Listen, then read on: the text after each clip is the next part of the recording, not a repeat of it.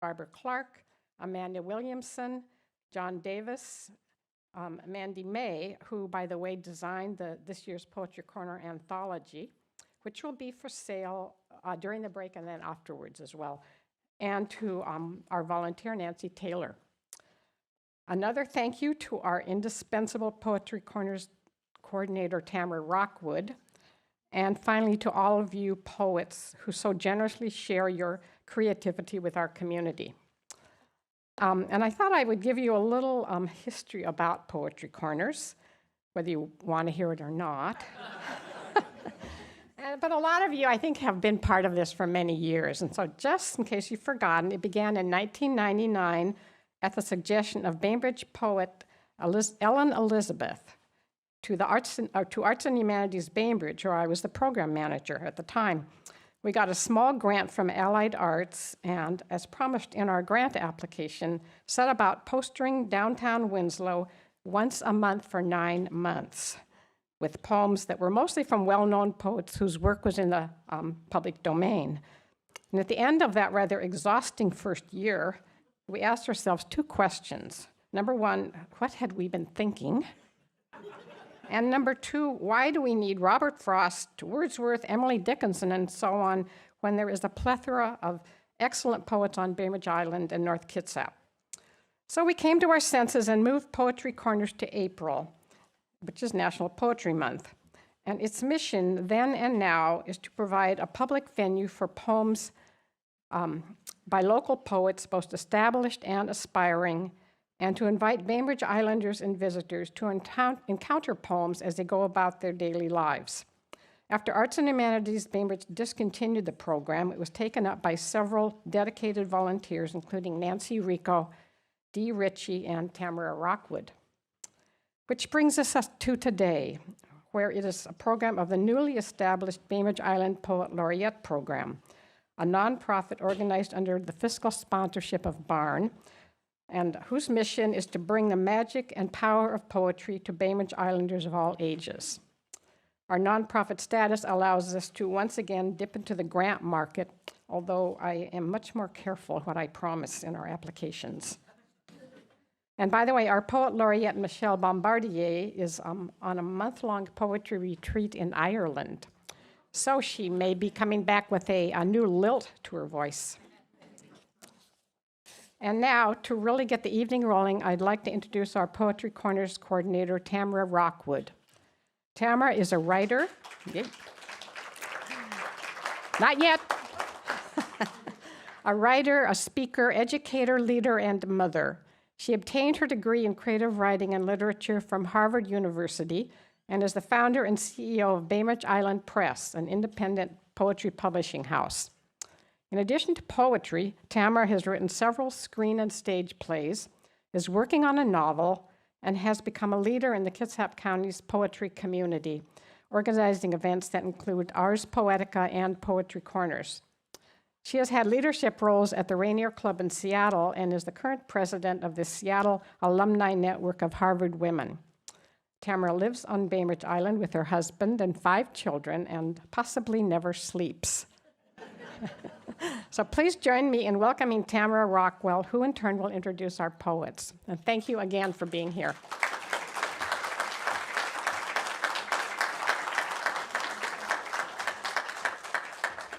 Get my driving glasses off.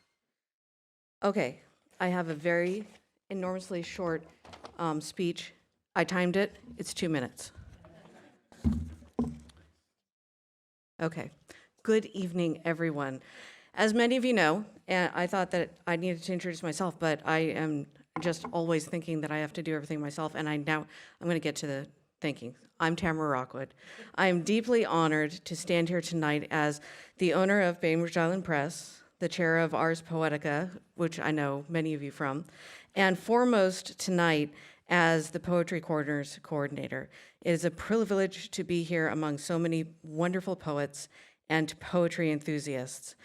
With any functioning program, there are many moving parts. Kathleen has already made our heartfelt thanks, but I wanted to take a moment to extend my deep gratitude to the Poet Laureate Board for their sponsorship of Poetry Corners this year. and for their tireless efforts to keep the legacy of poetry alive on Bainbridge Island. However, my most profound thanks goes to all the poets and the supporters gathered here tonight. It is your passion and dedication that keeps the spirit of poetry alive on Bainbridge Island. We have a watertight agenda tonight, so this will be very brief.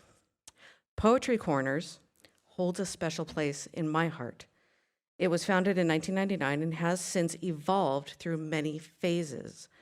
When I think of what poetry is, I think about how many phases poetry has gone through. Plato, who I'm sure is rarely ever wrong, explained why he believed that poetry was rubbish. It wasn't truth. Poetry corrupted the youth. It was a deviation of the truth because of the figurative language that poetry used. A heart is not a red, red rose. A grieving mother is not a stone.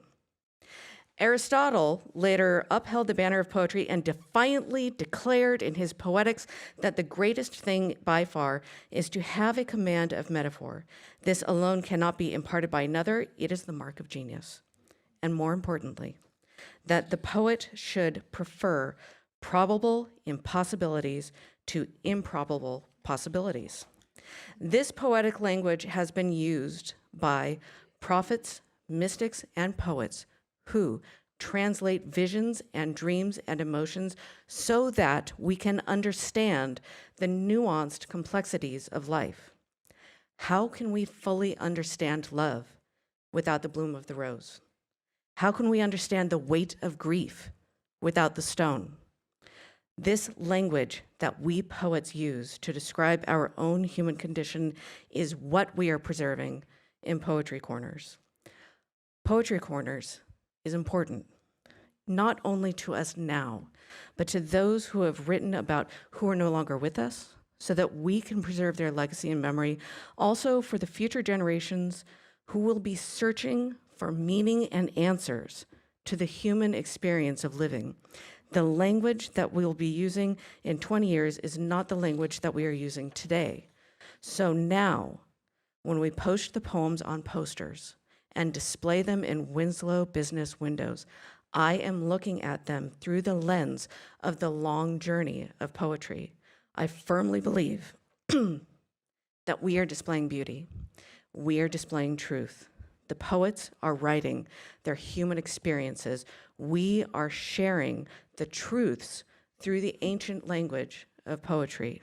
And by preserving our legacy of language, we are keeping this earth rotating and growing and thriving.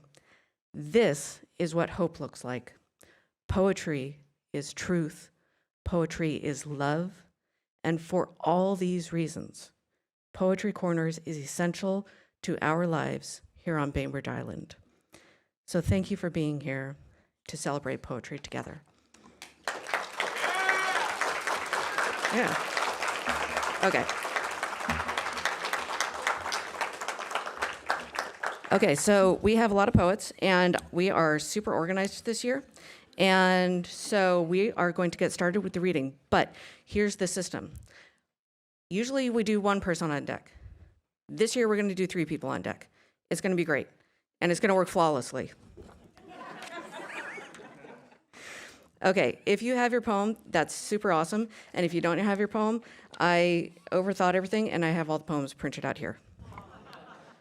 Because I always figure that something's going to happen. Okay, so the 3 poets I need on deck first is Jocelyn Bailey, Angela Borneman, and Sienna Carson. And if you guys could line up over there, what we're going to do is we're going to line up on deck, and then I'm going to call the poet to read, and then the poet is going to go that way, and we're going to give you your book and your poster, and we're going to get another poet. So it's going to be way faster than Disneyland.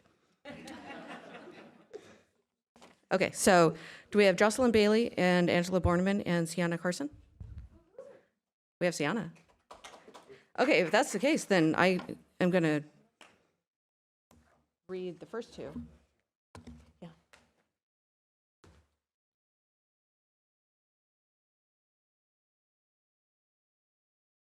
Oh, okay, great. Okay, Amanda is on the poet laureate laundry list, and she's on the poetry board. She's a secretary. She's going to take your picture if you want with your book and your poster if you would like. So make sure to stop. Okay, I'm going to read two, and then in that case, we need two more on deck. Do we have Maddie Catrett? I'll read hers. Nina's not going to be here, and Rye's not going to be here. John Davis, here on deck. And Lucy Dickinson. Oh, great. Okay, we got three. Okay. Damn it. Some people told me they couldn't show up, and so we got some. Okay, so this is I Always Liked Spring Best by Jocelyn Bailey. I always liked spring best. Bright blue babbling brooks, books about birds and biting bugs, bees buzzing brightly, bird nests resting by the boulders, bloomed flowers basking in the bright spring sun, light brushes smudged by beautiful bleeding heart, bright blue sky over the buildings. I always liked spring best. The next one is Record Heat by Angela Borneman. I am too old to have another child, so I adopt a small, ugly dog with the sweetest countenance. Her name is Memory. I call her Mems sometimes, or Riri, but never Memory, for she does not come when I do.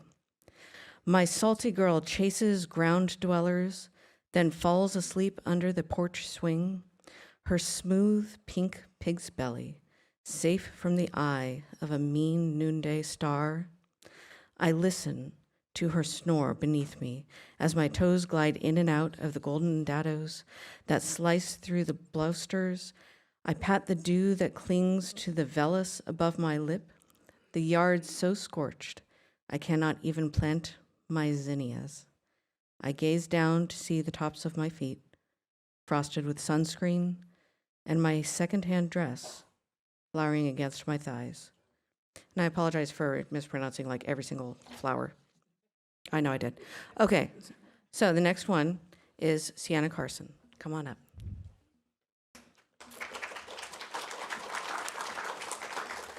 Okay, it's all yours.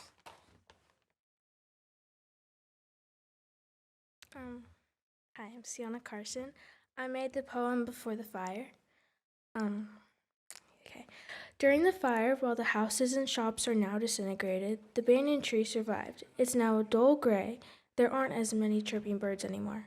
When I think about the great banyan tree in Lahaina, I remember all the trees I was surrounded by. They gave me a peaceful reassurance to the soul. Its lush green leaves hanging like a willow tree being the only thing that is comforting me during a hard day. Just sitting there against the smooth, supportive bark, looking up at the sky hidden behind the branches. I can smell the salt water from the beach and the fresh summer breeze. There's a light someone had left behind on one of the branches. The branches are like arms. They welcome you and make you feel protected from the buzzing people around.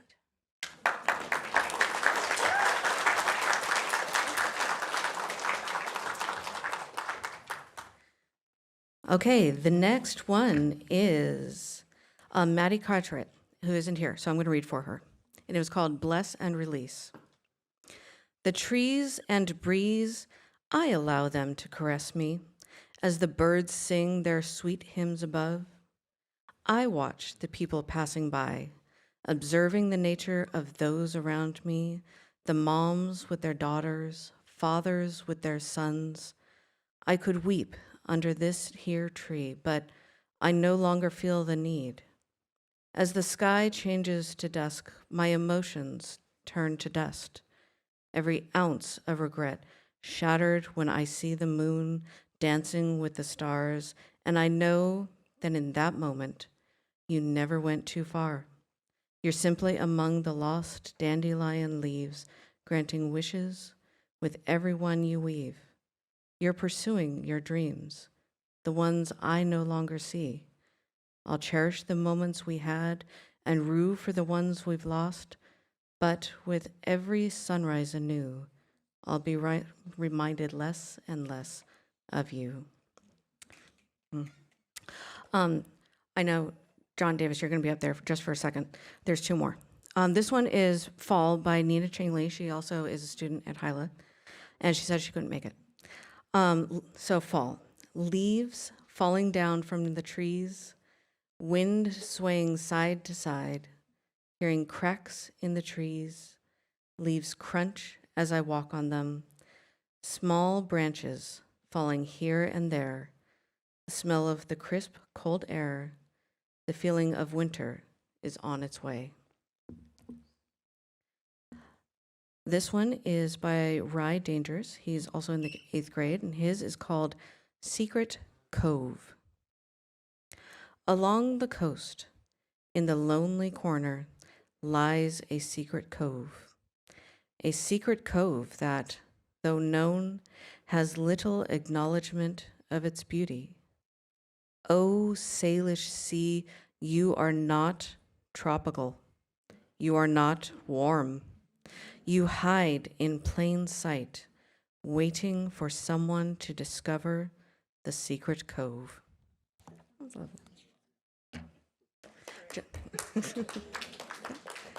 John Davis.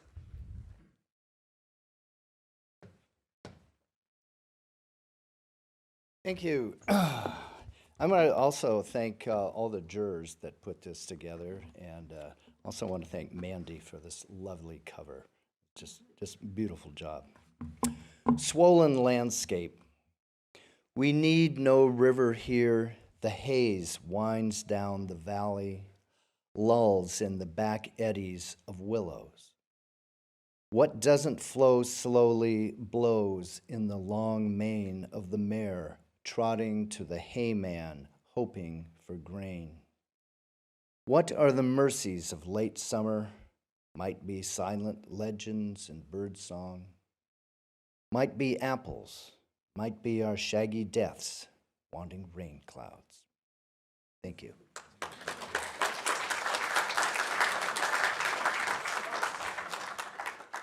Okay, before we get Lucy up, let's see, Judy Dreschler cannot be here.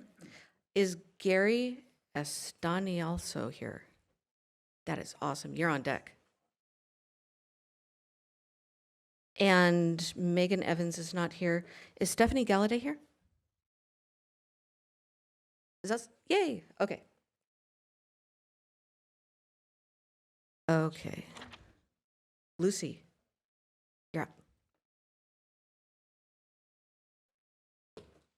Thank you. Yeah, come on. Yeah, I can't leave the stage. It's like, I can't leave the. Got podium. it. needs to be- I still feel a bit mesmerized by John's voice. And I am currently in a 3-day writing workshop with Cheryl Strayed. And I didn't realize that the time was East Coast time, so I've been getting up at 5:45 a.m., which is a miracle. And I wanted to, before I share my poem, to read a live quote from Cheryl. This is something she just said in the workshop. As a writer, your job is to be the illuminator. Go where the light leads you. Supernova.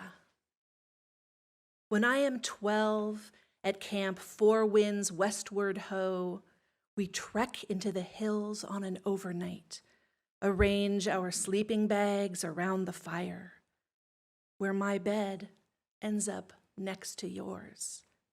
Canoe instructor, counselor in training. After everyone is asleep, we murmur, accompanied by pops and sparks, as an ocean blushes stars above our heads, and nothing holds me down, tells me I can't fall head first into that incandescence. Thank you.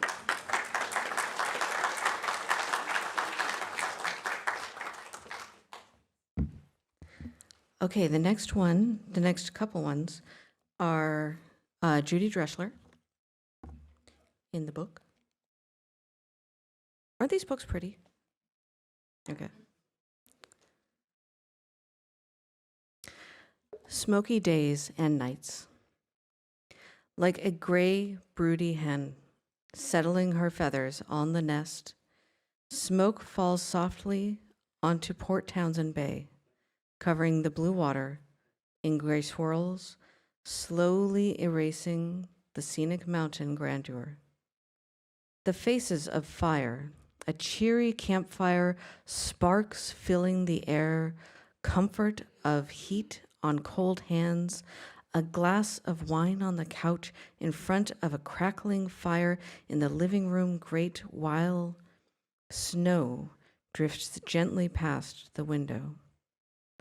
But these new fires are passionate as an ardent lover, all-consuming, leaping from tree to tree in violent, swirling tornadoes of flame, creating new landscapes, turning woods into piles of ash, homes to black foundations, reducing lives to the minimal needs of a newborn babe.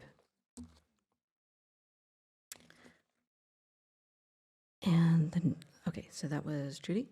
The next one is Gary, but could I get Amba on deck? All right, Gary, you're up. Come on up.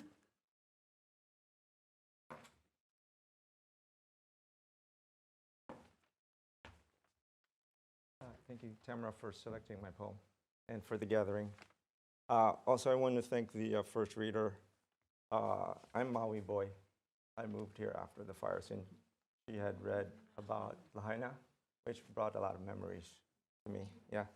Anyway, the context of my poem, Trail, is here, just across the road from here, at the ravine, at the estuary, riparian woods.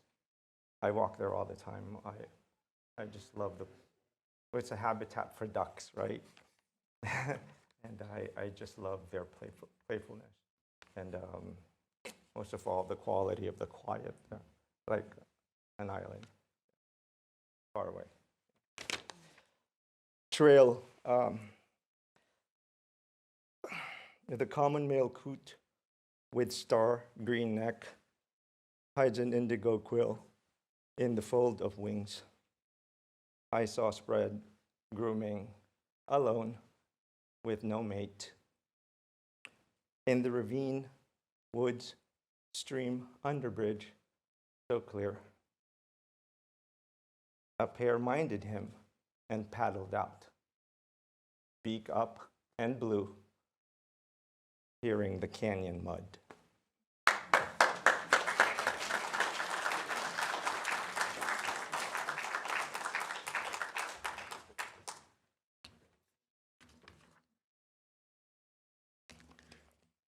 Okay, let's see, we have 2 on deck? Okay, the next one, we have Amba, and then Poppy, and is Brett Hartline here? No, he's not. Scott is. Scott Hedrick, you can be on deck. Yay. Okay. Yes, so that was Gary. Okay, I have 3, I have 1, and then the next one is Stephanie. So this one is by Megan Evans. What lurks beneath? A sudden breach, a breathy bark. What lurks beneath? I didn't know you were there. You, a piece of God, a splendor deep below, me on the shore, you on the sea, a seal lurks beneath. All right, Stephanie.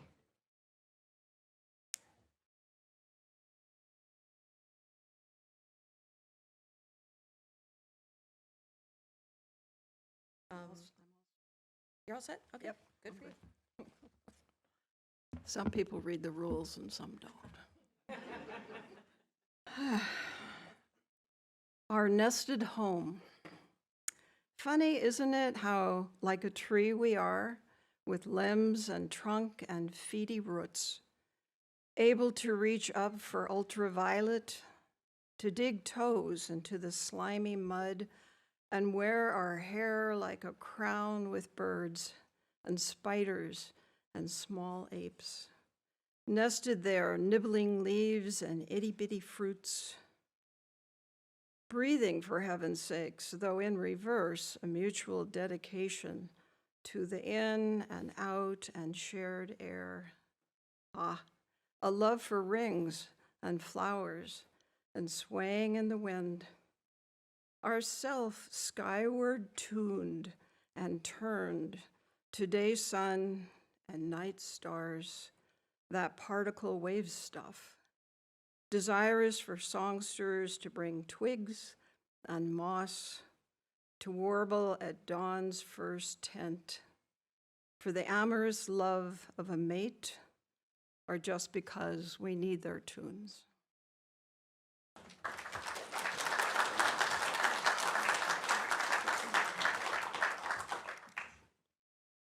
All right.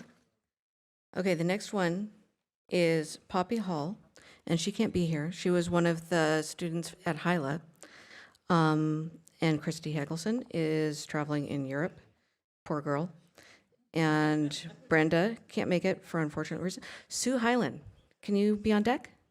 Yay, okay. Yeah. No, you're next. No, it's Poppy Hall, and then, trust me, your name is right here.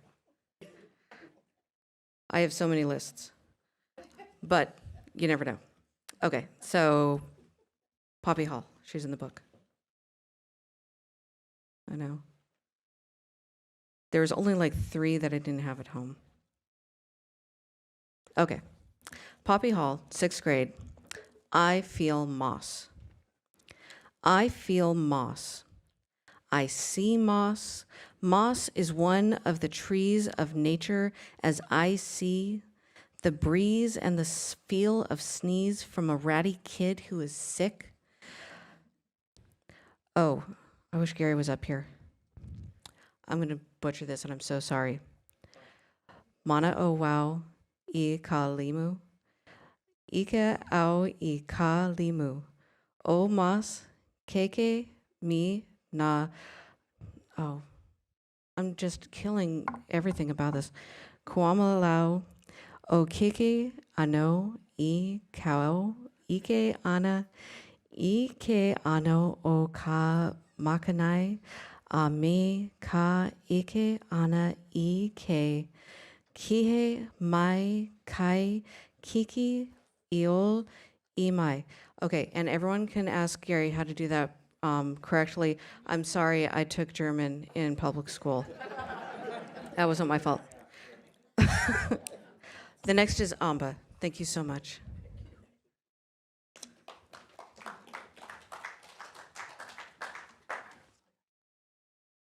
So my husband and I live above Blodell, and I have a poetry chair that I sit in every morning, and after I sit and meditate and observe the beautiful everything and be with the nature, usually a poem comes through. And one day in the fall, I was being with our cottonwood and watching the leaves flutter and dance to the ground, and this was the poem that came through. It's called Seeing the Invisible. I see who the wind is, the way it blows, by the dance of the leaves. I see who you are, the way you go, by the wake that you leave. That's it.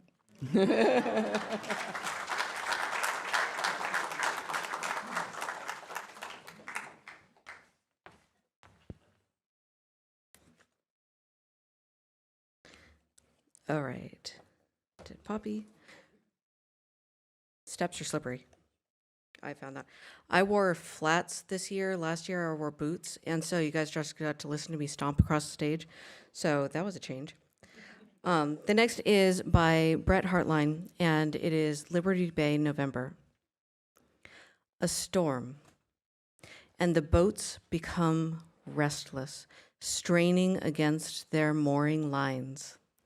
I have heard a story about a man who calmed the seas and walked on the water, and I think about giving it a try. But before me are better miracles. You, me, and this unstoppable incandescent engine, which is us, and the heron, head down, wings held close, a tattered overcoat against the rising wind. All right, Scott Hedrick.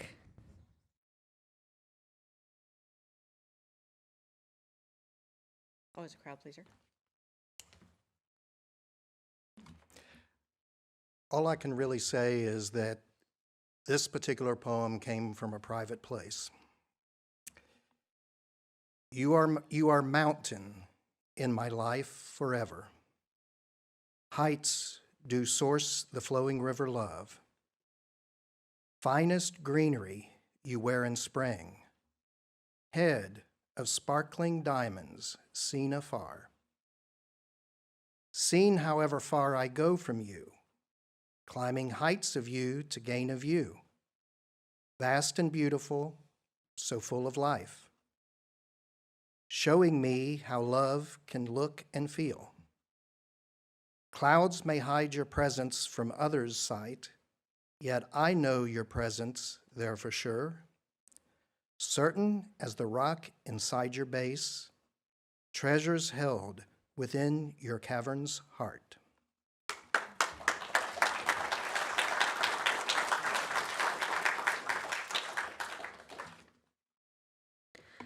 Okay, the next one is by Christy Helgeson, and as I said, she is in Europe suffering. And this one is called Coyote. Actually, there's spaces. She's more of an experimental poet. So it's Coy-O-Te. All those hours in front of the TV and Wile E. Coyote never caught the roadrunner. Each time he dropped an anvil off a desert plateau or opened an Acme crate of dynamite, we cheered for him to no avail. But here in our suburban enclave, he takes no prisoners, only carcasses, wild rabbits, the neighbor's indoor cat who got out, and a chihuahua named Pee Wee Herman who wore his coyote vest for the last time. After these feral murders, we interrogated the name of the accused because we are people who play with words, and so we broke it into parts like jaws crunching into bones, and we thought long and hard about these things, like how coyotes really are coy, shrinking from contact with us, but we remove trees, level lots, pour foundations, so now it's really hard to hide. And how strange it is, no, funny really, that O-te is the Japanese command for shake. I liked it. All right, this is by Brenda Hodges Howell. She couldn't make it, but this was really lovely. I think this was a first poem that she tried to write, and she was kind of nervous, and so I'm sad that she's not here, so we're going to enjoy it for her. It's called Rosewater. My heart is over. The deep river cross over. Hear us over the water saved through water. It's a do-over. Hear us over the water. My heart is a crossed do-over. Just so powerful. Okay, we have, can we get Carl Jensen up and Greg Jensen? You guys are on deck? And next is Sue Hyland. Yay.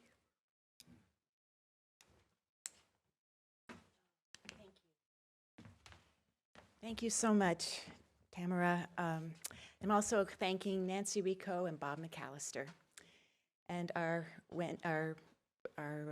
times at the Helmuths creating poems.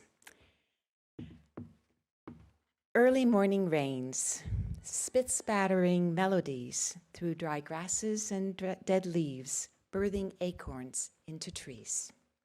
Thank you.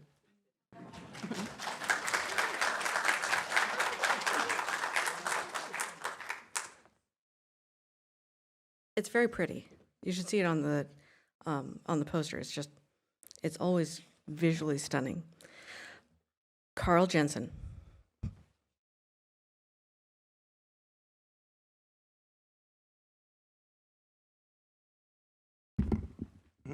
Good evening. Hi.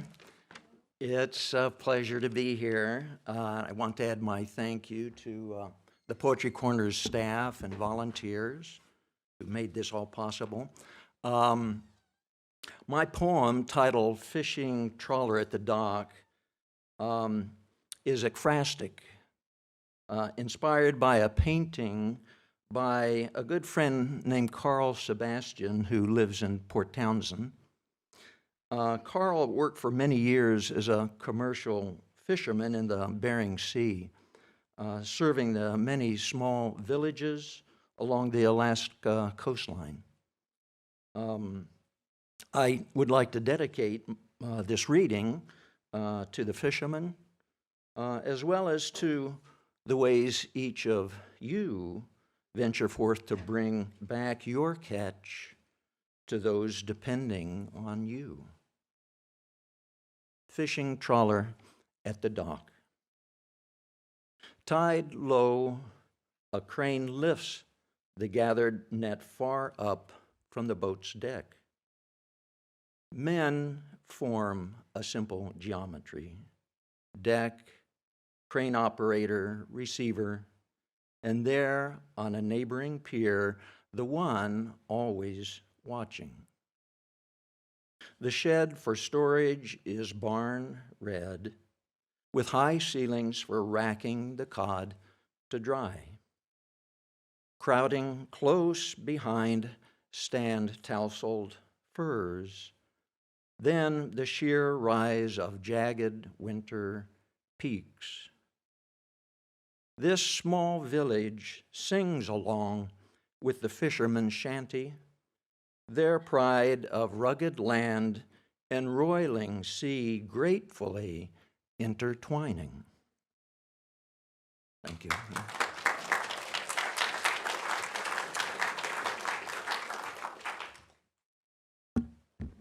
Greg Jensen. Could we get two people on deck really fast? Let's see. Is Taya Johnson here? No. Nancy Klimp? No. Diane? Nancy's here? Oh, great. Okay, so Nancy Klimp and Diane Knox, you guys are on deck. And we have Greg Jensen. Sorry. There's Jensen's. I think there's another Jensen out there. Rarely on stage with another Jensen. Thanks, this is great. This poem is for my mom, and it was inspired by her, and she's the one who suggested I submit it to this great program, so I'm really happy to be here today. It's called Her Favorite Crayon is Rust. She plants while she sleeps, fingers moving soil, bringing color from dust. By day, she fills buckets with weeds, yanks their chicken feet from beds, and drapes them over her arm. When gardenias bloom, their stars smell newborn. When children come, she bends to savor baby heads, peaks of animal perfume, wafting from warm fontanelles. They hold her dirty fingers, not yet knowing. She gives crayons a name for turning earth. She touches them softly, down in their cribs, unfurled. Thank you.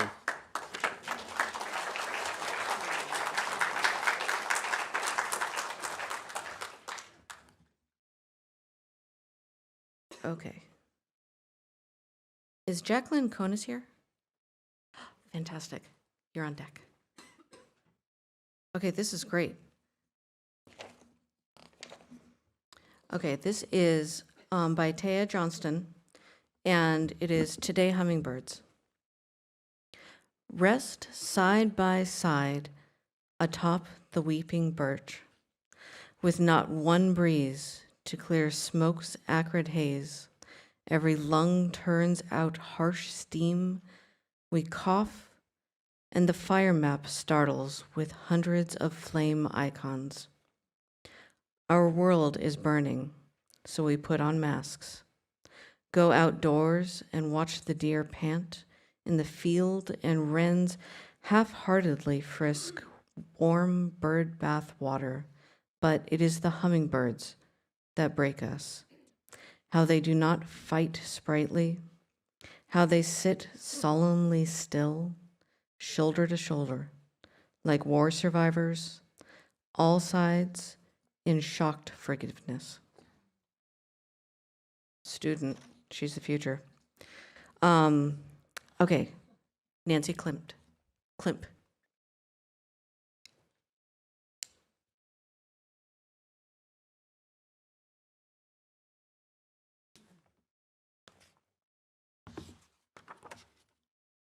Okay, so this is, how do I start?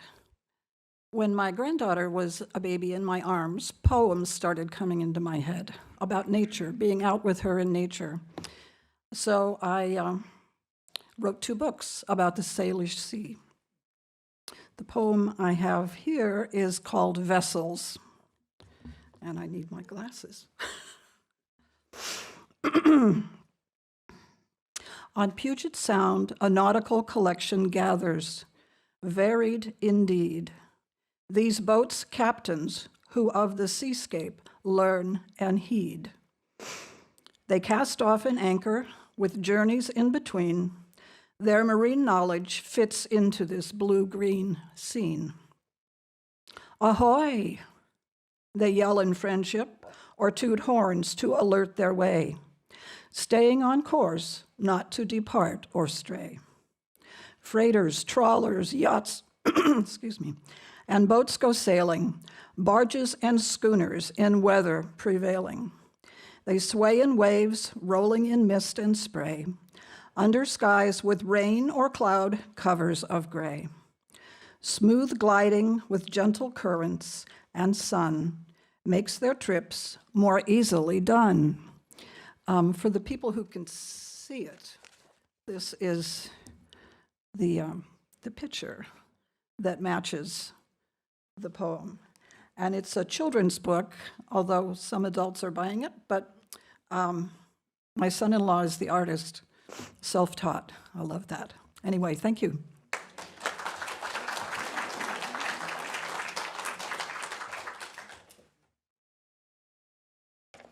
Okay, we have 2 more, and then we're going to take a brief intermission where I'm going to encourage you to get sparkling wine or water. The next is Diane Knox.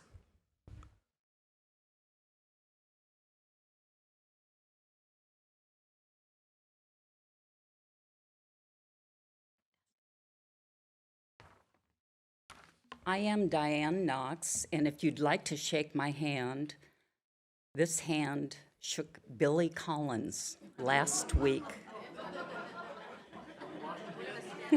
No. This is called All the Earth's Senses.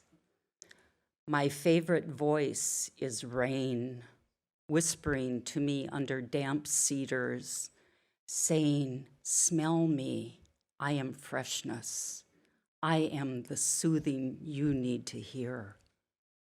My favorite color is lush, a velvet forest or soft sea with occasional white lace caps, subtle shades sending waves. My favorite smell is breeze that carries calming lavender, warming my cilia and skin. My favorite sight is clear air, unspoiled by careless man, filling my lungs with wonder. Thank you.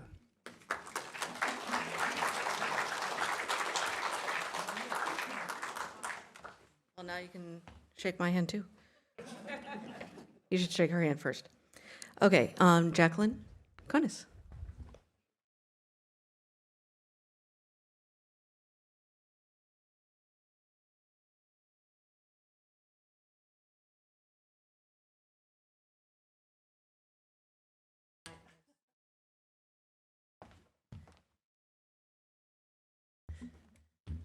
I've lived on the island for about 38 years, and the past 30 years, I've walked with a group of friends on Friday mornings. We walked about 4 or 5 miles each morning, and we've walked all over the island, but we've spent a lot of time walking at low tide, and actually have circumnavigated the island several times on the beach, and I'm very proud of that. And so basically, we've seen a lot of the shoreline changes that have happened on the island during this 30 years. But also the thing that's happened is our group, because we've gone through a lot of changes in 30 years too. And so basically that's what inspired this poem. Low tide. An old woman walks the beach. Tide pools full of life, primal, diverse. Sea stars, moon snails, heart cockles, limpets, clams, barnacles, mossy chitin. The rocks are slippery. High on the eroding cliff above, an eagle screams, leaves its nest, circles surveying the sound and beach. Giant trees have crashed down. Huge boulders have been given up. The tide is coming in, nourishing the tide pool.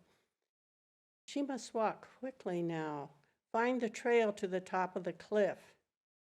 There's a rope of bull kelp washed up on shore, its roots grasping a rock, its anchor.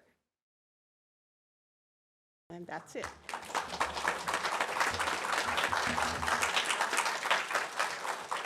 But I do want to say one more thing, being we heard about Billy Collins. When I was at the University of Montana, Dick Hugo was there. And so he was one of my instructors.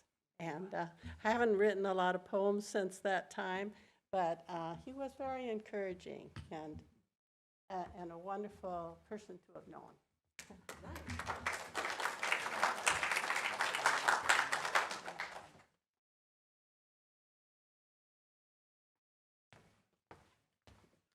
Okay, we're going to take a really quick break, just like 5, maybe 7 minutes. So if you need to stand up, if you need to breathe, if you need to believe that this is going to happen, it's happening. We have wine and we have water and we have friends, so we should all talk to each other. So 5 or 7 minutes, and then we'll come right back. Oh, if you would like your photo, please talk to Amanda.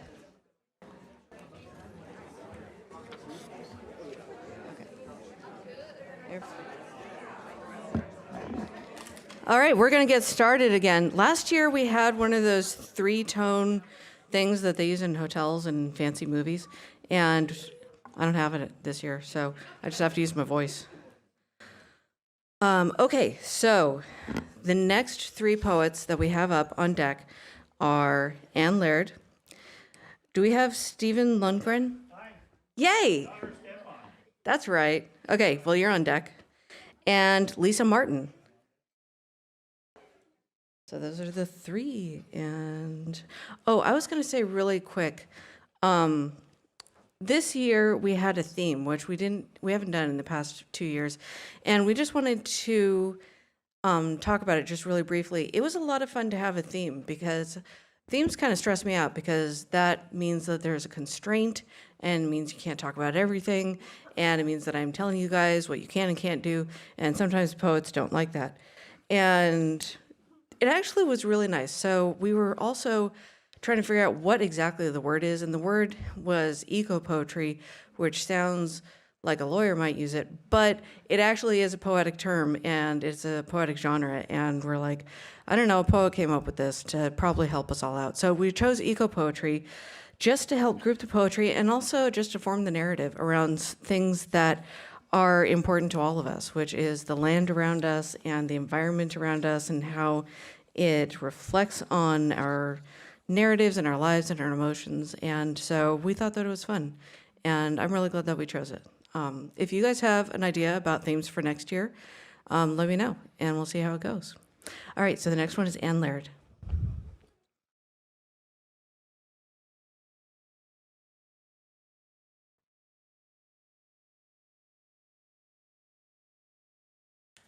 Last fall, I went to Northwest Women's Music Celebration at Pilgrim Firs Campground.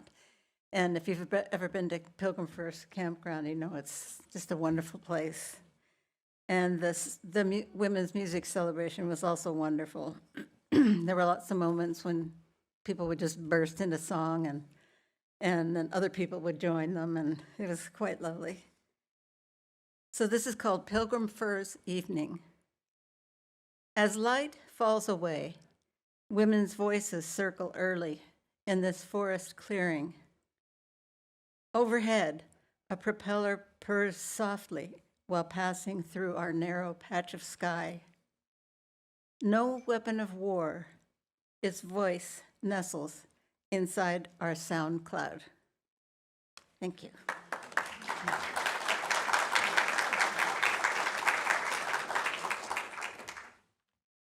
All right, Stephen.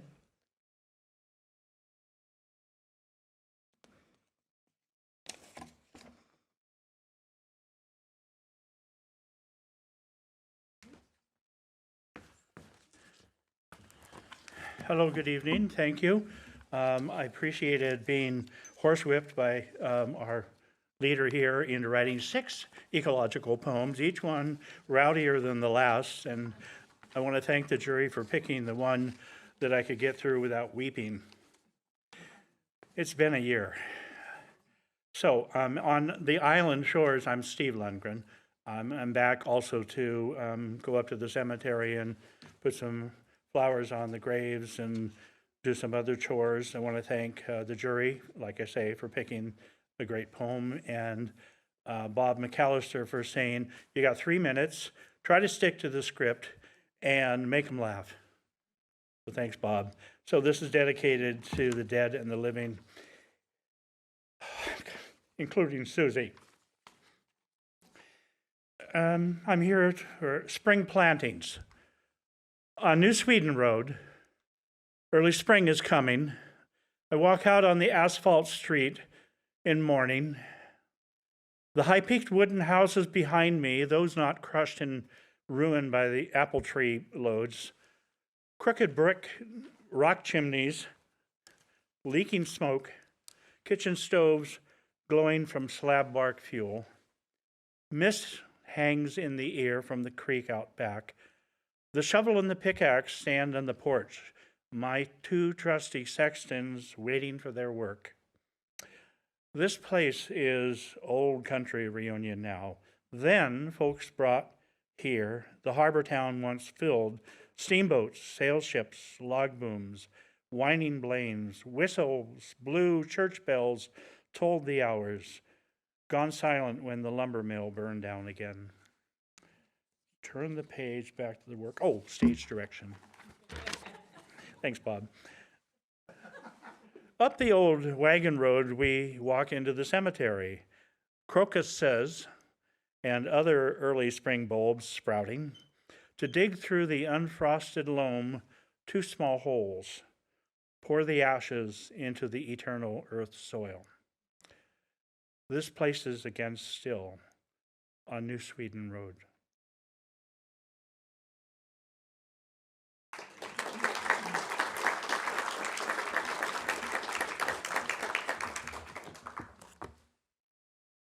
Mine? Nope, that's fine. Oh, okay.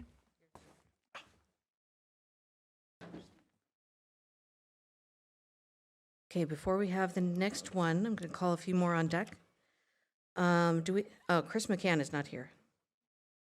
And Tia McCloskey, is she here? Oh, that's a shame. She's wonderful. Deb McLaughlin is not here. And Roger Midget is. Roger, you're on deck. Okay, we'll start right there. Okay, next is Lisa B. Martin, who traveled here the farthest. So you can tell them. Come on up.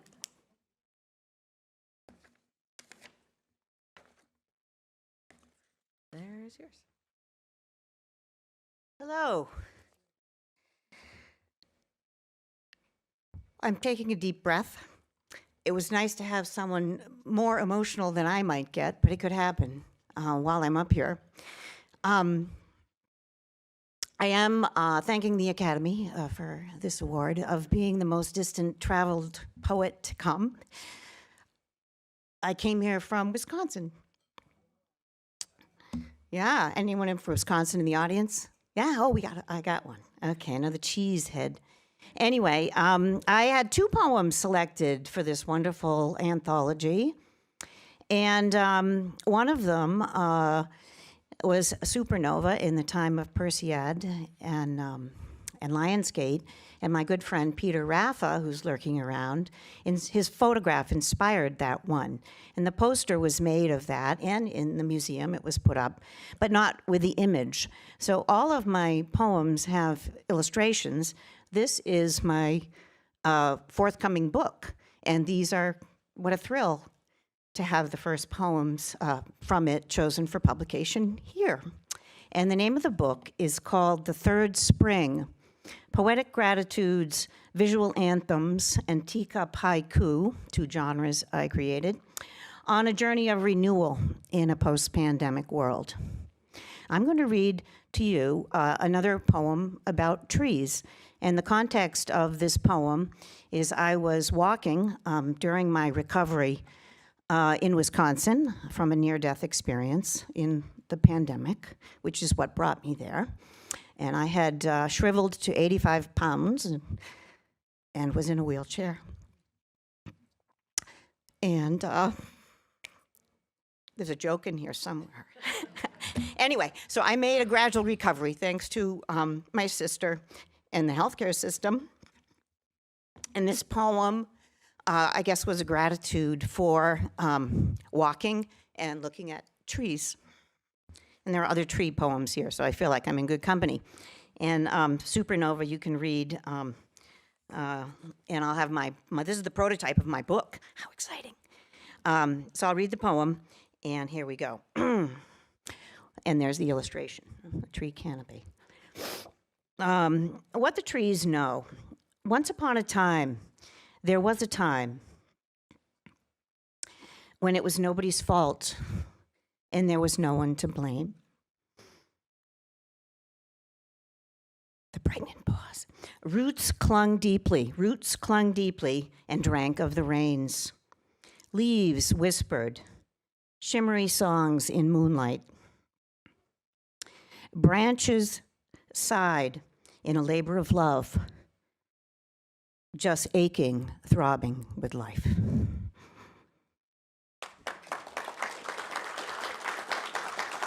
Thank you. And a minor infomercial. I am teaching fearless writing in the Winery Poetry and Prose Uncorked, a fun class at 11 Winery on Tuesday evening in Bainbridge. And there's flyers in the lobby, or see me after. Thank you so much.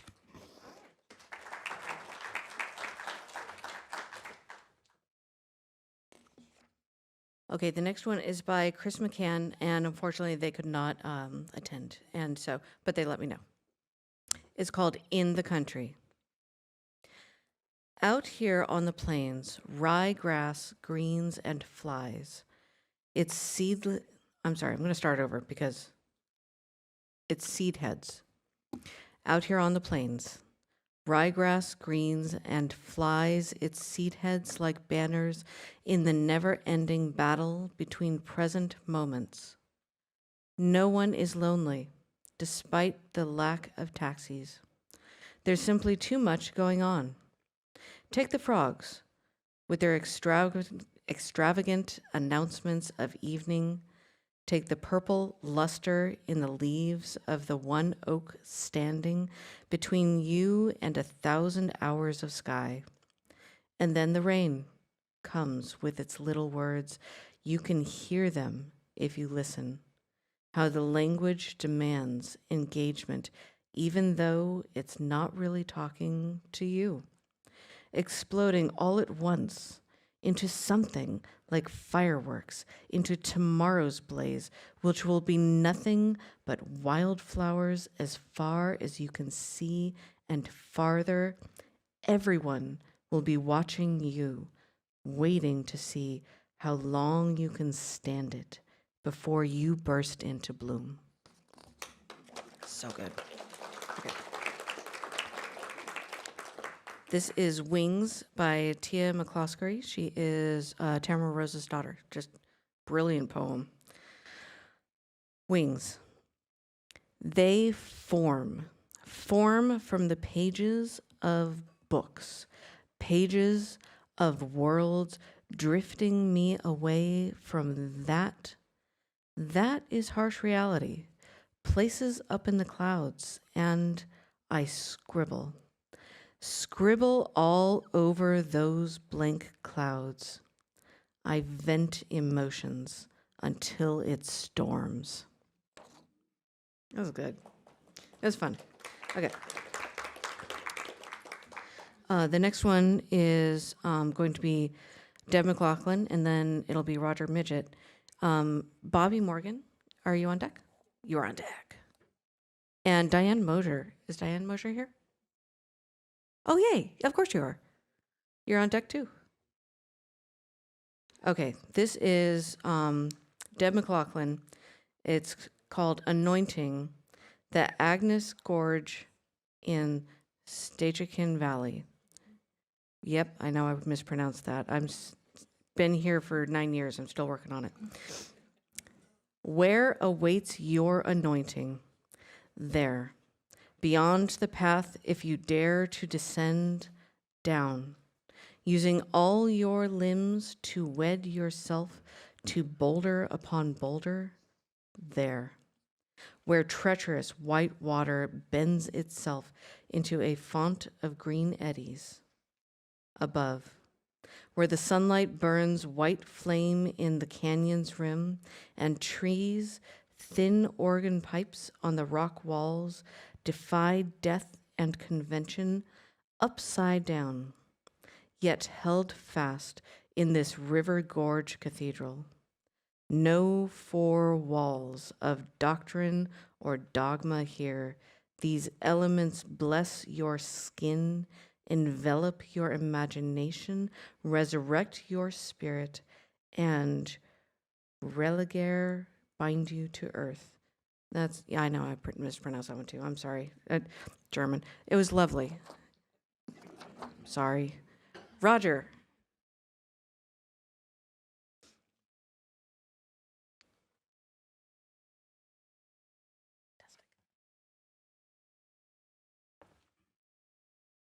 So I was fortunate to live on Ghost Ranch in New Mexico as a young man.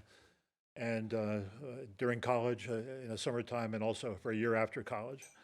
And George O'Keeffe lived on the ranch at the time. And everywhere you look, you'd see a George O'Keeffe painting, including Paternal, the mountain that was across the valley. And so I extracted several poems and a novel out of the experience. Been back several times. And on one of the trips, I sent postcards back to John Wilson, my poetry guru.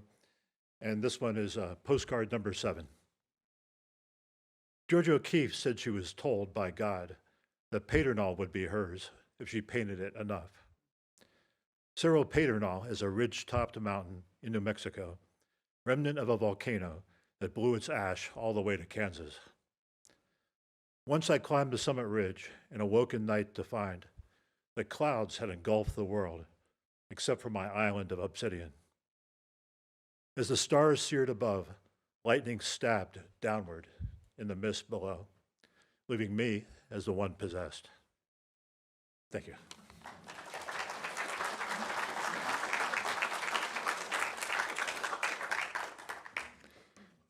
All right, so the next one will be Bobby Morgan, but could we also get Marcia Clara Milliken on deck? Okay, Bobby.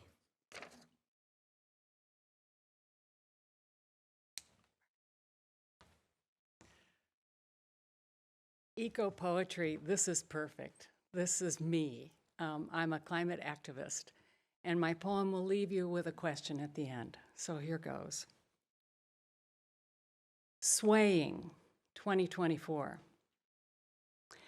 Algae, plankton, and plants swayed gracefully in shallow seas, drifting, dying, sinking, then slowly, slowly, slowly transforming, without knowing or giving permission, into this nexus of our chaos times, crude chaos. They didn't know they'd become industrial effusions, those algae, plankton, and plants, casting ghost breaths that we now inhale because we burn them. Those ancients that used to sway so gracefully, peaceful in shallow seas. Gentle beauty that I imagine as I sway, peering ahead across the rhythm of time and now rising seas, wondering what will be released into the flow and drift of the next millennia, chaos or grace, grace or chaos.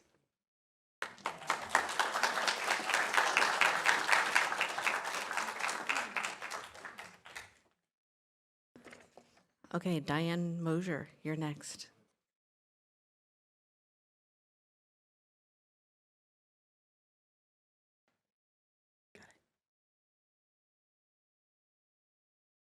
I made it. I was more concerned about that today than anything. It's always so nice to see a room full of people who like poetry. Thank you, everyone. My poem is what inevitably happens when you live as long as I have. It's called Head Count. Year after year, they drop like overripe plums. Those we choose, those that choose us, friends that rode our decade, comrades in school, buddies at work, neighbors on our block, pillars that held us up, now fallen, now shattered pictures in a faded album. They tiptoed away before we knew they were gone.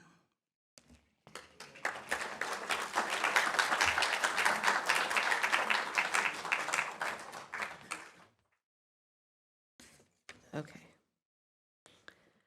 So before Marcia comes up, is Diane Knapp here? No? Okay. What about Savannah Nash? No. Yes? Yay! Kathleen O'Brien? All right, you're on deck. Okay. Marcia Milliken, thank you so much. Got it? Perseverance. Blue and coral ribbons stretch like taffy across an eastern sky, giving hope that the overly moist ground will begin to dry. Milky gray clouds prevail, though, by midday, a reminder that spring's pink petals are still a month away. Green sprouts appear from recently planted garden seeds, even as we continue to be neglectful of our planet's needs. Every new season, less on Earth to admire. She does her best, though, despite being a fire.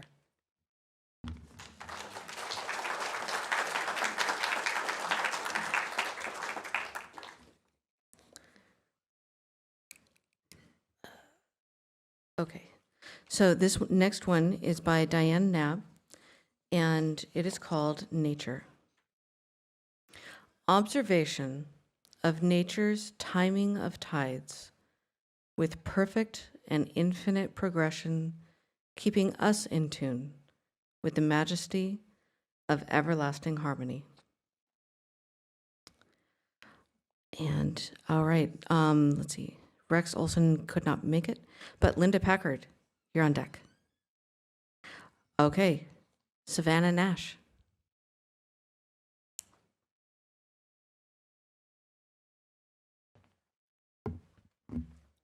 This one's called Flower.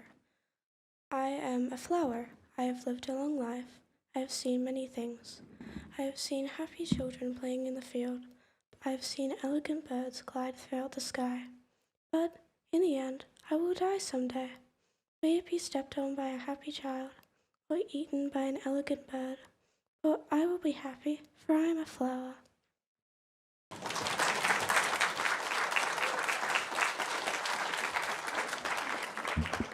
I thought that was so pretty. Okay, Kathleen O'Brien.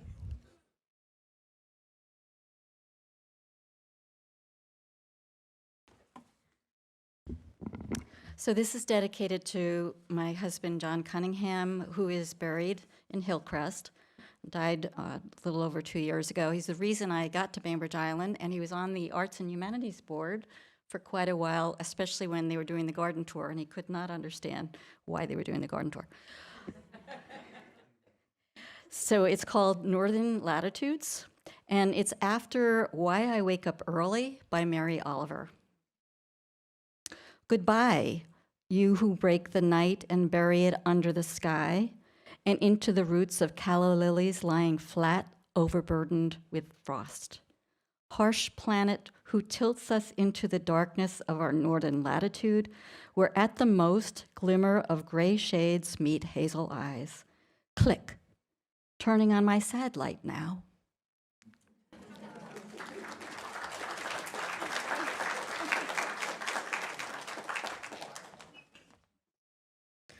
Okay. We did Kathleen, and we have Linda. Rex Olson couldn't make it, and so I'm going to read his first. But we need, is Steve Parmalee here? Oh, that's a shame. He's fantastic. He's an artist at Front Street Gallery, so I get to see his artwork with Ars Poetica all the time. And Ryan Patterson couldn't make it. Is Myra Rosenkotz here? No. Tamara Rosa's not here? Claire Rue. All right, you're on deck. Got one. And Izzy's not here. And Rupchik isn't here. She emailed me like just a second ago. Okay. So Rex Olson and then Linda Packard. So Rex Olson wrote a poem called Joint Tenancy. In our backyard, we have an oak. 300 years or so, they say. Our oak has shaded that same spot, and we encountered it one day when choosing where to buy our lot. My oak, I think, but then I pause, we've been here only 7 years, while 15 generations link that oak to earth, and it appears quite unimpressed with what I think. Okay. It's a shame you couldn't read that himself. It was great. Linda Packard.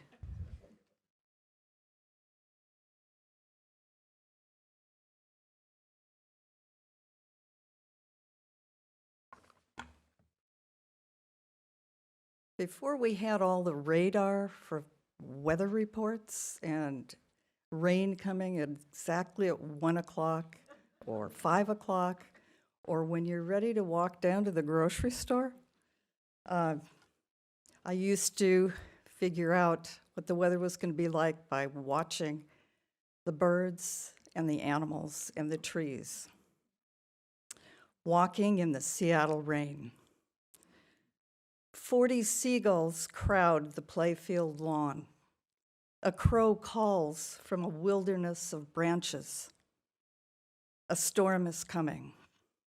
Turn your mossy side north to catch the rain. Thank you.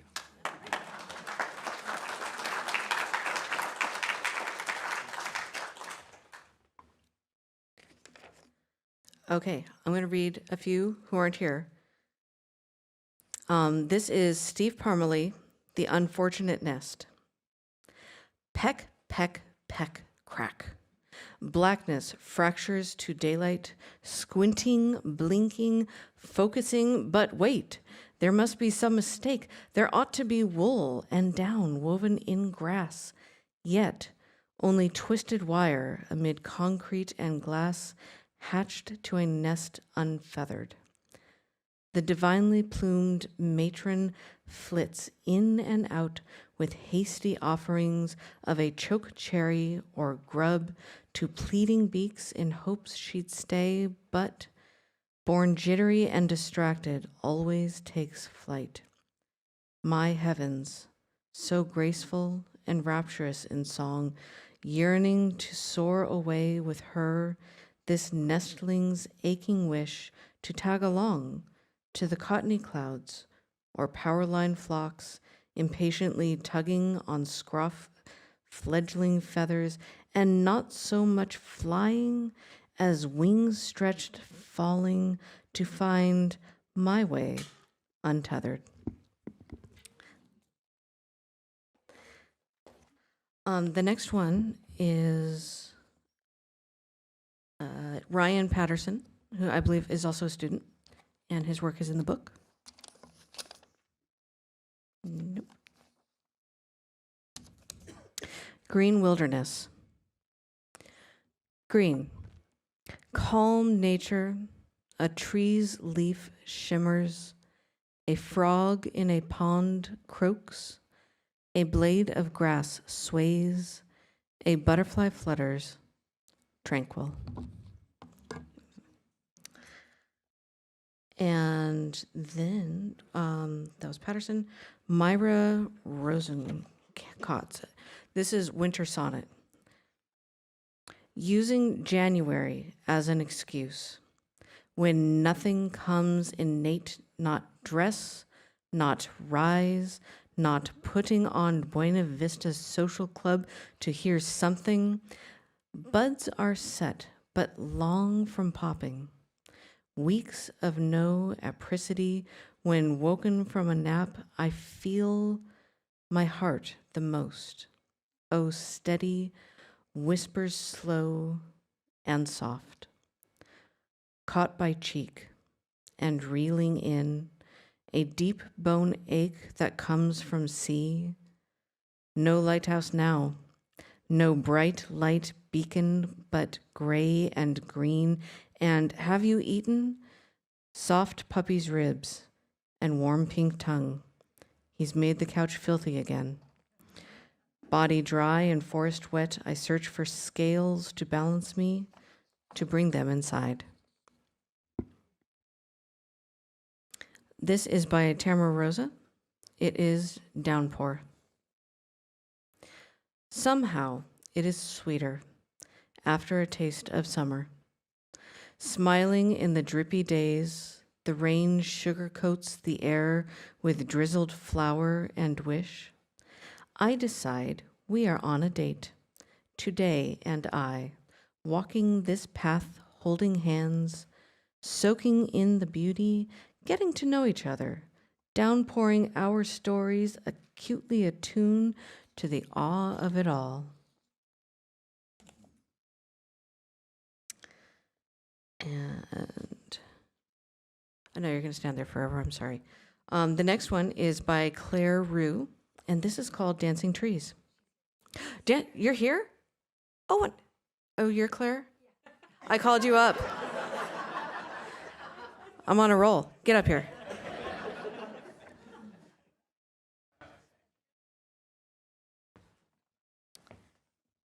The trees dancing in the wind, a poet's writing glazed in rain.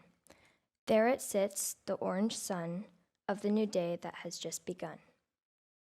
There on the hillside by the sea, calm little birds, cheep, cheep, cheep. There on the grass shows the slightest sign, spring is coming to intertwine. With winter behind, leaving all sights of fear, just hear the sea crashing in bliss. The bees buzz in morning glory, now the end has met the story.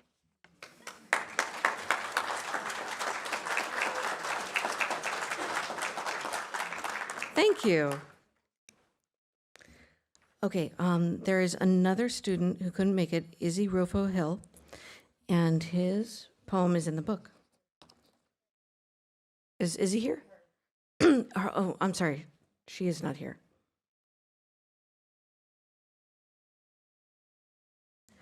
Music. Like a warm blanket, the most powerful weapon, it lets our soul sleep.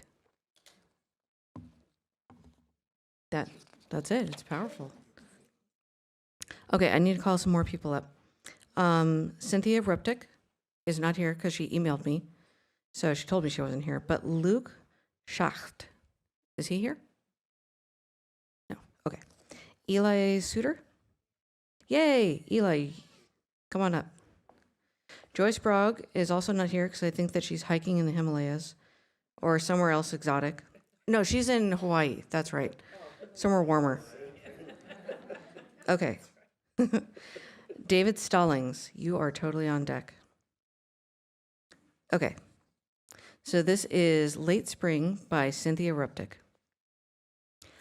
Out the door, without a jacket, flip-flopping in the sun, forgetting that fall follows and winter soon after. The wisps of the cottonwoods follow you across the ravine and into town.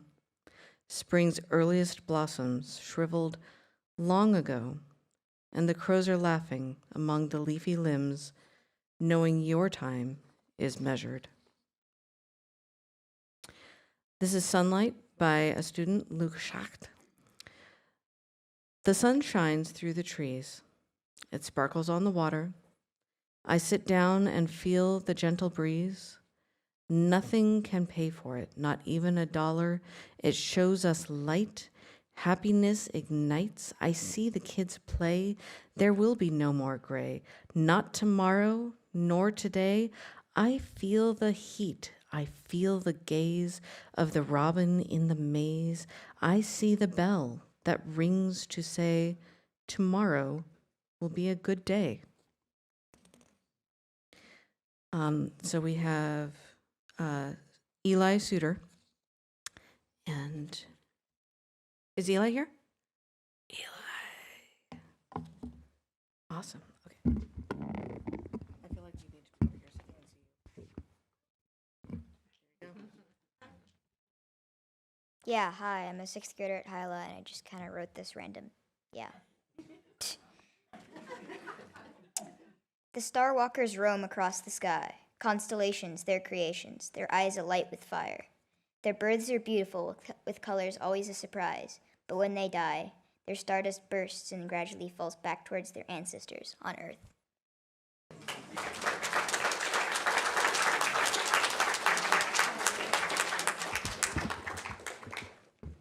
Nice. Okay, the next is Joyce Brogg, The Singing Road at Dawn.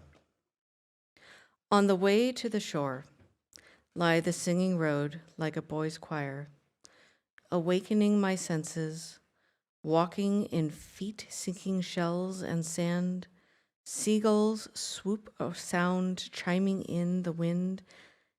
At the end of the singing road lies rainbows inside rainbows, south on sunrise to where the sea shapes me. Okay, is Jane Swanson here? Yes. Yay. Okay. And Cindy Vandersloot, you are also up. So first, we have David Stallings. You're up.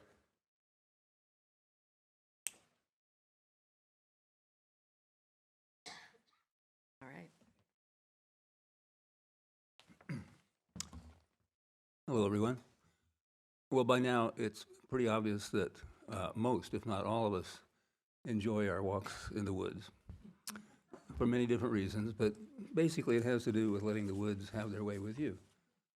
I like that, too. Even more the times that I can get away and go to our nearby blessing, the Olympics. And those times, you know, when you start out usually up a river valley, whether you're going to go all the way to the high country or not, but you need not be very far along at all before the place begins to have its way with you. And I've come to see that moment as proof that these river valleys have a life of their own. Well, no sooner do you get taken in by the river valley than a plane goes over. Now, I've been in a lot of those planes, but nonetheless, it breaks the spell. So I look up and I utter uncharitable things. But, you know, it's not for long, and pretty soon the plane's gone, and, well, one can re-enter the spell, or is it the spell that re-enters you? Maybe both. So this is a poem about that very moment. And it's called High Valley Song. A small plane drones, circles Mount Buckhorn, then lazes its way down the Big Quilcene River Valley. A murmuring quiet resumes in the upper valley, melody of trickles and springs, percussive drip of melting snow, pilgrimage of water. Joining in, tiny breaths of avalanche lilies, pushing through snow patches. Hum of minerals, wind soughing in alpine fir, pierced by whistle of marmot. A grating ska of Clark's nutcracker rinses the valley's palate. Thank you.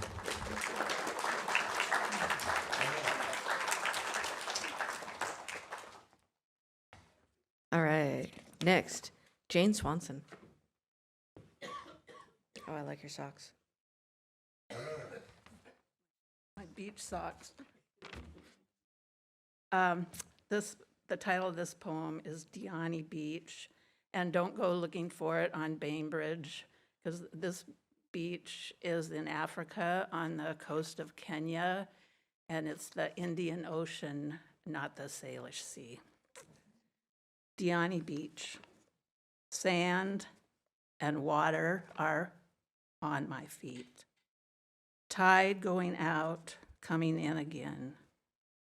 As I walk a shell line or wade in knee deep, caught in a clouded sky between heaven and earth.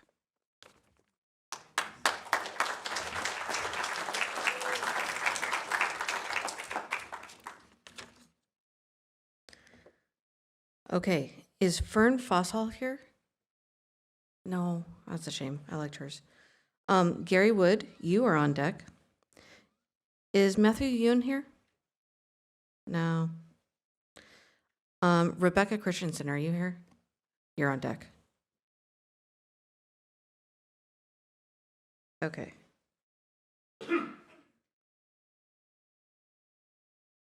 Cindy Vandersloot, you're up.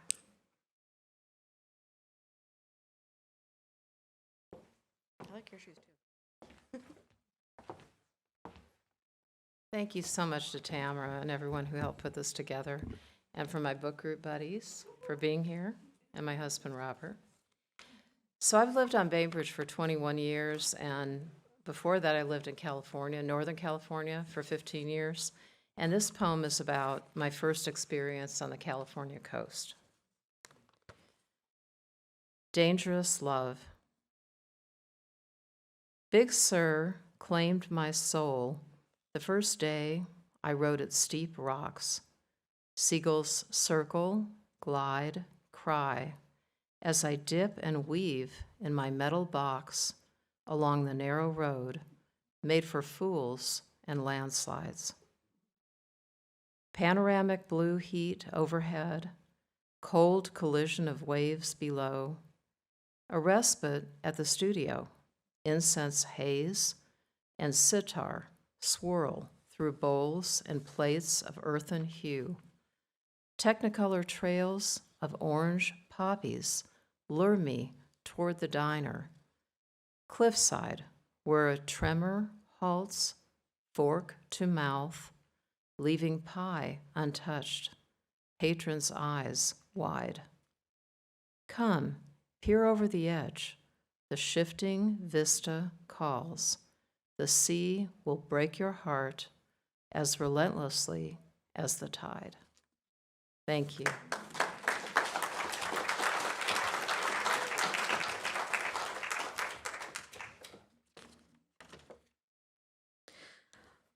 Okay, so there were two poems that I really had to use Google to find a dictionary. And so this one is a word, and it is called apeirophilia. So you can look that up tonight too. It's about big ideas and the eternity and contemplating the eternity. If you don't think about eternity enough, it's supposed to hurt. And I don't mean to proclaim anything about me being special, but it never spoke to me the fear of the endless. Areophobia. If you want to name it, if you want to speak it, but me, I want not to live forever, but to never quite let go, to never quite unlatch my grasp on the memories that got me here, that I lose like snowflakes battering the windshield and melting with each moment. How am I made of forgettings? How is everything that has made me now become the past, not because the things I lost to time and the wrong trust? I am stardust. I am stardust of a million generations ago. I am summer thunderstorms and lightning that no one saw. I am lost.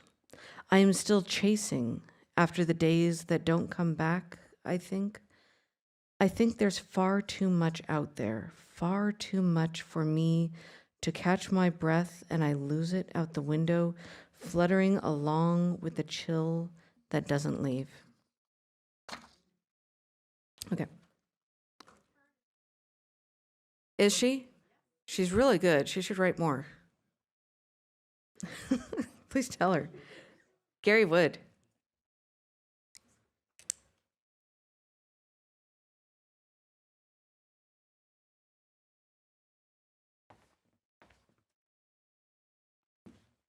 Hi. I've been appreciating all the different stories of experience, call it getting entranced or having a moment of encounter that integrates you, get a sense of your place in the bigger picture. So this is called Evergreen Spires.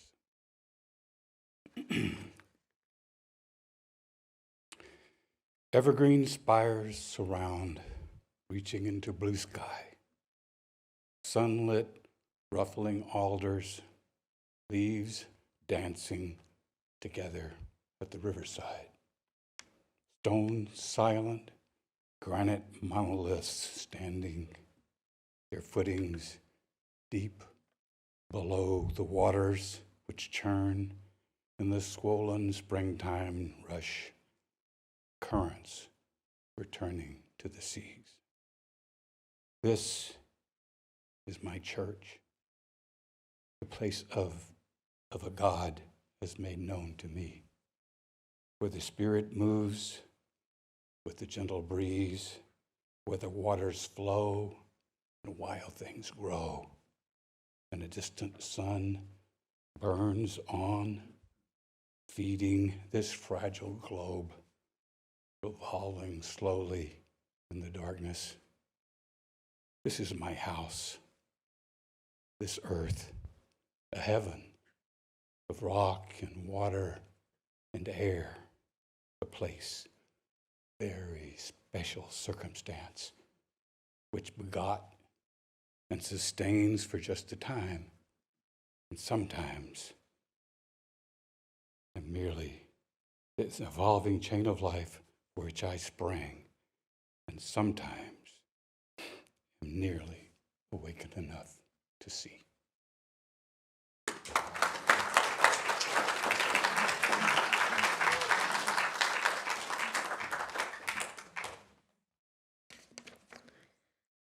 Okay, this is student Matthew Yun. It is Nature's Plea. I liked this one because he has an inset, and it says, a conversation. The river spoke with a gentle flow to the ancient trees standing tall and slow. Why do you weep, O river dear? Your tears are heavy, your currents clear. I carry the weight of mankind's greed, pollution and filth in every bead. My waters choked with debris unkind. I bear the burden of humankind. The trees whispered in the breeze, their leaves rustling with unease. We stand witness to nature's plight as deforestation dims our light. A chorus of birds joined the plea, their songs filled with urgency. We fly above cities of concrete, yearning for forests lush and sweet. The sun peered through the canopy, casting a golden tapestry. I see the struggle, the pain, the fight, but hope still shines in morning light. Okay, this is the last poem by Rebecca Christensen.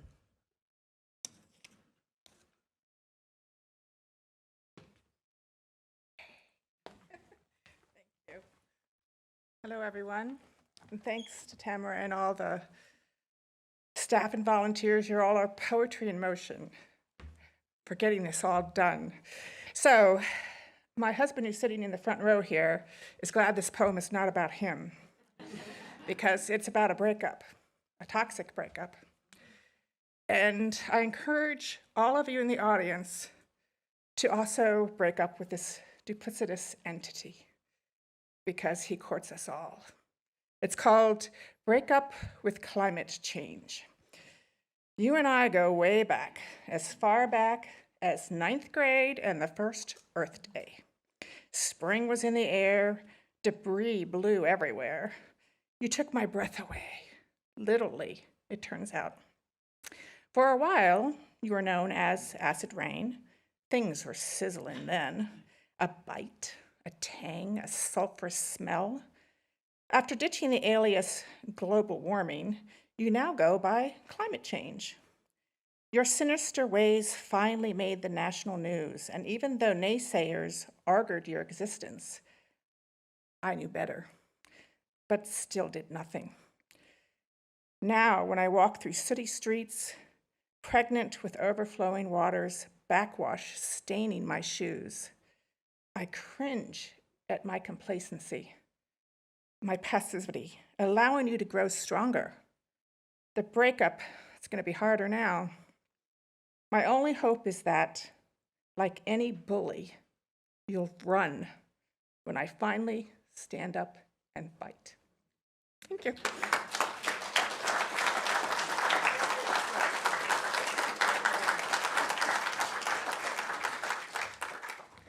Okay, now I'm nearly as streamlined as anyone else, but sometimes I make mistakes.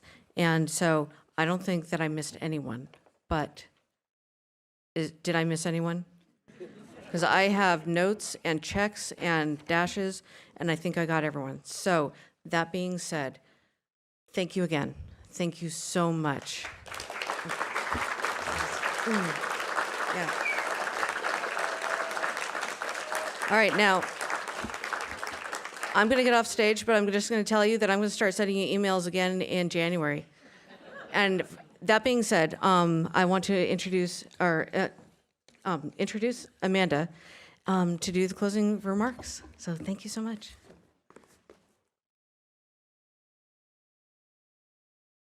Hi. If you want to get your picture, come and see me afterward. I'd like to let you know that on May 16th, Thursday at 7 o'clock at the library, that's our next Poet Laureate Program event, when we will have featured poet Deborah Bacharach. And now, my brief thanks. Have you been counting how many people have thanked you? I'm a teacher. Maybe I'll give you a quiz later. I just wanted to say that this is a wonderful evening, and thank you to all the poets for sharing your creativity with our community. Poetry Corners is a treasured tradition, and we could not do that without all of you. You made this happen. I also want to thank a certain individual who deserves our thanks for making tonight a success and a joyful experience for us. So I and the Poet Laureate Program want to express our gratitude and admiration for a person who is dedicated to advancing the art of poetry and bringing us together. I bet you can tell who it is. She put out a call for poems. She kept in touch with all of you, organized your submissions, liaised with the judges, secured this lovely auditorium for us, created the programs that we hold now, and many, many other works of alchemy to make this evening special for us and for you and for me. She gave not only her time and energy, she gave her heart. Please thank Tamara Rockwood for us.